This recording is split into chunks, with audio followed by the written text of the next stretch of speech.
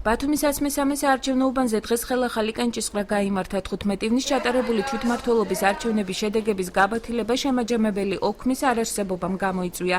ბათუმის 103 უბანი დილის 8 საათზე გაიხსნა და პირველი ამომრჩეველი უბნის გახსნისთანავე დაფიქსირდა. უბანზე განმეორებით არჩევნებს სხვადასხვა ორგანიზაციის დამკვირვებლები აკვირდებოდნენ. მესამე სექტორის წარმომადგენლები საარჩევნო პროცესს დადებითად აფასებენ. მე ყოველთვის ადრე მოვდივარ, რომ მევალება, რაც საქმე მევალება, უნდა გავაკეთო ყოველთვის ადრე. პირველი მიყვარს პირველობა, მომავალს მივეცი, რომ მინდა რომ ჩემი შვილები კარგად იყოს და კაი მომავალი ჰქონდეს.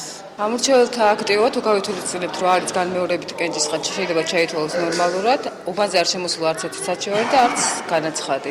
უბანი გაიხსნა დროულად, ყველაფერი წესრიგში იყო, ყველა დოკუმენტაცია დროულად გაიხსნა, მიეწოდა ყველანაირი წესების დაცვით, არ შეინიშნებოდა სუბიექტებისა და არაუფლებამოსილი პირების ყოფნა უბანზე და უბნის მიმდებარე ტერიტორიაზე და პროცესს შევაფასებდი დადებითად. ბათუმის 79 ოლქის იურისტი აცხადებს, რომ 103 უბანზე ამომრჩეველთა აქტივობა დაბალი იყო.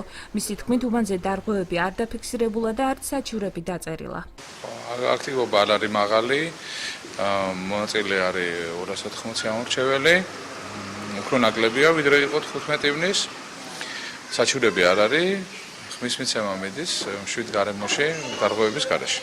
სოფელ ქვედააჭყვას მოსახლეობამ არჩევანი ერთ-ერთი მაჟორიტარი დეპუტატის სასარგებლოდ დღეს კიდევ ერთხელ გააკეთა. ხობულეთის მუნიციპალიტეტის 34 უბანზე შედეგები ბიულეტენებზე უბნის ბეჭდის ნაცვლად თავმჯდომარის ბეჭდის დასმის გამო გაბათილდა.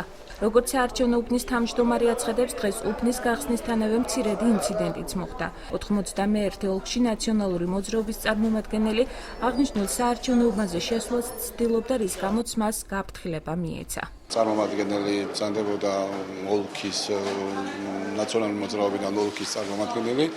თხოვეთ ჩვენ რომ დაეტოვებია უბანი, ერთი პერიოდი გავიდა, შემდეგ ისევ შემოგვიყვნა, მოითხოვა რომ შენიშვნა ჩაწერეთ ისე რა ქვია ჩანაწერთა წიგნში, ჩავწერეთ რომ გადაწყვეტილებით უნდა დატოვოს უბანი. ხელახალი კენჭისყრის პროცესს ოლქის თავმჯდომარის მოადგილე ირაკლი ბერიძე დადებითად აფასებს.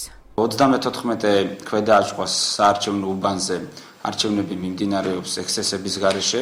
კომისიაში იმყოფებოდა პარტიის წარმომადგენელი, რომელიც რეგისტრირებული არის საოლქო საარჩევნო კომისიაში. კანონმდებლობის შესაბამისად 42 მუხლის საარჩევნო კოდექსის 42 მუხლის მეორე პუნქტის საფუძველზე მას არ ჰქონდა დასწრების უფლება. ცენტრალური საარჩევნო კომისიის გადაწყვეტილებით ქვეყნის მასშტაბით ხელახალი არჩევნები 9 ოლქის 14 უბანზე ჩატარდა. ამორჩეულებმა მაჟორიტარი დეპუტატობის კანდიდატები აირჩიეს. არჩევნების პირველადი შედეგები რამდენიმე საათში გახდება ცნობილი.